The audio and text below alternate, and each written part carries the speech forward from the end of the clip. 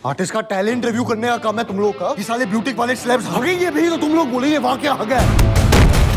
लेकिन एक अच्छा आर्टिस्ट भी जान लगा दे अपने आर्ट में, उन लोग को क्या मिलता है? क्या मिलता है उन लोग को? कृष कपूर ভৱিষ্যতৰ ছুপাৰষ্টাৰ বলিউডত উজলিছে আহান পাণ্ডে। অভিষেক ছবিতে তীব্ৰ খলকনি চাংকি পাণ্ডেৰ ভতিজাকৰ 13 দিনতে বক্স অফিচত 270 কোটি টকা অতিক্ৰম ছায়াৰাৰ। ব্লেক পিংকৰ লিচাৰ অনুৰাগী আহানৰ অভিনয় আৰু লিপচিংকৰ দক্ষতাক ৰণবীৰ কাপুৰৰ সৈতে তুলনা।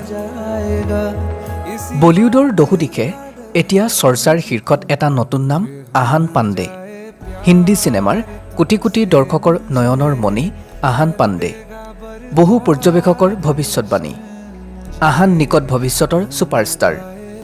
প্ৰবীণ অভিনেতা চাংকি পাণ্ডেৰ ভতিজা আৰু ব্যৱসায়ী চিক্কি পাণ্ডে তথা স্বাস্থ্য বিশেষজ্ঞা ডিয়ান পাণ্ডেৰ পুত্ৰ আহান পাণ্ডে তেওঁৰ প্ৰথমখন ছবি ছায়াৰাৰ জৰিয়তে বলিউডত তীব্ৰ খলকনিৰ সৃষ্টি কৰিছে। যদিও তেওঁ চলচ্চিত্ৰ জগতত পৰিচিত এক পৰিয়ালৰ সদস্য, তথাপি আহানে নেপোটিজিম বা স্বজন তোষণৰ বিতৰ্কৰ ঊৰ্ধত গৈ সদায় নিজৰ যোগ্যতাৰে নাম উজ্বলাব বিচাৰিছিল।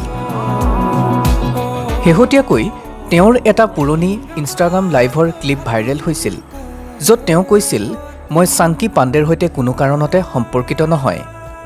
আহানৰ এই কথাই তেওঁ কেৱল এজন ষ্টাৰ কিড হৈ নাথাকি নিজা পৰিচয় গঢ়াৰ যি প্ৰাৰম্ভিক সংগ্ৰামত অৱতীৰ্ণ হৈছিল তাক প্ৰতিফলিত কৰিছে। আহানৰ বলিউডত অভিষেক ঘটিছে মোহিত হুৰিৰ দ্বাৰা পৰিচালিত আৰু য়েছ ৰাজ ফিল্মছৰ দ্বাৰা প্ৰযোজিত ৰোমান্টিক সংগীতমধুৰ চিনেমা ছায়াৰাৰ জৰিয়তে। চলিত বৰ্ষৰ 18 জুলাইত মুক্তি পোৱা এই ছবিখনত তেওঁৰ বিপৰীতে অভিনয় কৰিছে নৱাগতা অনিত পাড্ডাই।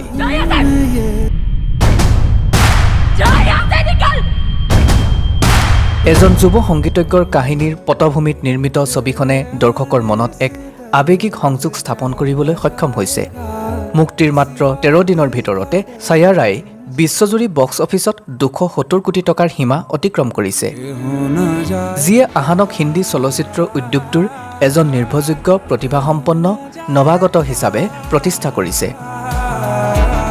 ছবিখনৰ বক্স অফিচ সফলতাৰ সমান্তৰালকৈ সমালোচক আৰু বলিউডৰ ভিতৰচৰাৰ পৰাও তেওঁ প্ৰশংসা বুটলিবলৈ সক্ষম হৈছে।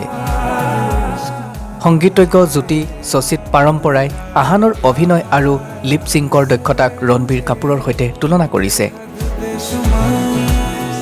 আনহাতে সাৰাভাই ভাৰ্চেছ সাৰাভাইত ৰুচেকৰ দৰে জনপ্ৰিয় চৰিত্ৰত অভিনয় কৰা অভিনেতা ৰাজেশ কুমাৰে আহানক তেওঁৰ নম্ৰ, অনুশাসিত আৰু শিকিবলৈ আগ্ৰহী মনোভাৱৰ বাবে প্ৰশংসা কৰিছে।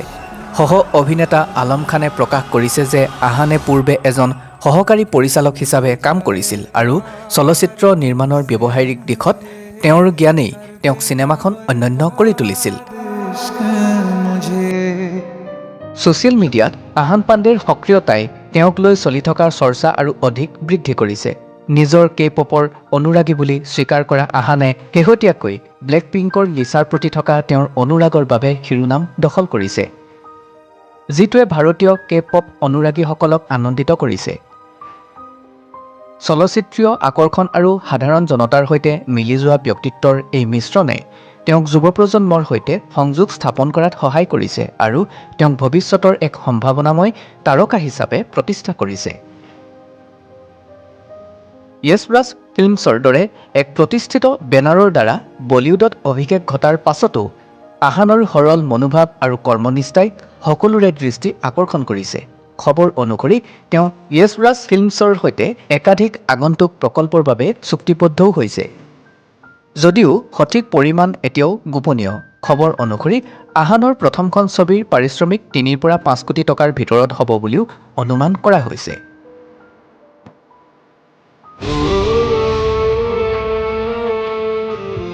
নিউজ ডেস্ক, নতুন সময়।